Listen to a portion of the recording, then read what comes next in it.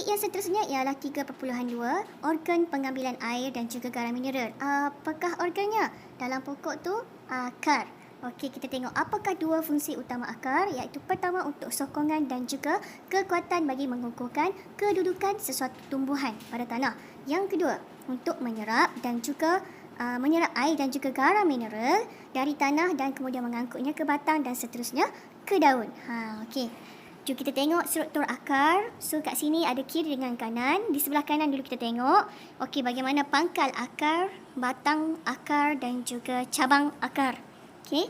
Dan di sebelah kiri ialah diagram di sebelah dalam yang mana rambut akar, okay, cabang akar dan juga jidal akar. Okey. So cikgu terangkan satu persatu, iaitu pertama tentang pangkal akar. Okey, pangkal akar adalah bahagian akar yang bersambung dengan pangkal batang tumbuhan. Dekat-dekat nak masuk dalam tanah tu kan. Okey, dan rambut akar yang keluar daripada cabang akar tu, rambut akar ni adalah adaptasi daripada sel-sel epidermis akar dan fungsinya adalah untuk menambahkan jumlah luas permukaan akar untuk penyerapan air dan juga garam mineral. Dan seterusnya ialah jidal akar. Ni yang warna hijau ni. Okey, apa fungsi jidal akar? Ia berada di hujung akar dan ia untuk melindungi akar daripada kerosakan semasa penembusan ke dalam tanah. Okey, itu tentang struktur akar. Kita tengok pula kerata rentas bagi akar. Okey, ada 4 bahagian yang utama perlu awak tahu. Kita tengok iaitu epidermis. Ni epidermis. Kemudian cortex. Okey, perhatikan di mana kedudukan cortex. Endodermis dan juga silinder vaskular.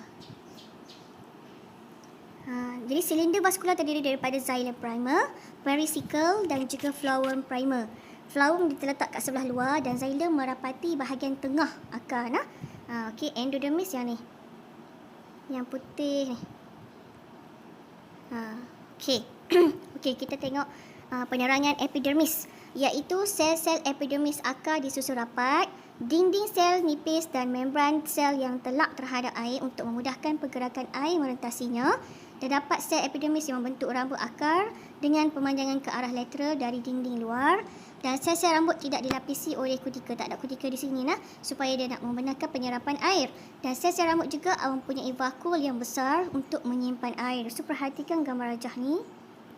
Okey, epidermis. Warna hitam ni ialah laluan air. Okey, next kita tengok cortex. Okey, cortex terletak di bawah lapisan epidermis. Ni yang warna kuning ni, section kuning ni. Okey, dan cortex mempunyai dinding sel yang nipis untuk memudahkan pergerakan air juga merentasinya. Dan sel-sel cortex disusun longgar untuk memudahkan pertukaran gas. Sebahagian besar cortex ini terdiri daripada sel-sel parenchyma. Awak ingat lagi tak? Next kita tengok endodermis. So endodermis ini ialah lapisan pemisah antara korteks dengan silinder vaskular. Sel-sel endodermis tersusun rapat dan setebal satu lapisan sel. Sebahagian besar sel endodermis akan mengalami penebalan suberin ataupun kita panggil lignin pada dindingnya untuk membentuk jalur Casparian. Dan endodermis hanya membenarkan air dan juga garam mineral yang diserap daripada tanah memasuki silinder vaskular, tetapi bukannya gelembung udara, bukan gas ya, hanya air sahaja.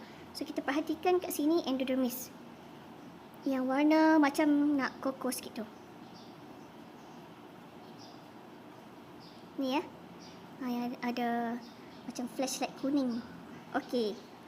Seterusnya kita akan jumpa silinder vaskular. Jadi silinder vaskular terletak betul-betul di tengah batang tumbuhan tu, yang kita bahagian akar tu, dan kita sebut teras, terdiri daripada xylem dan juga phloem, dan dia dikelilingi oleh tisu pericycle setebal satu sel. Jadi pericycle terlibat dalam pertumbuhan sekunder untuk pembentukan cabang akar. Biasanya tisu xylem dengan phloem ini akan disusun dalam bentuk bintang dan corak bintang.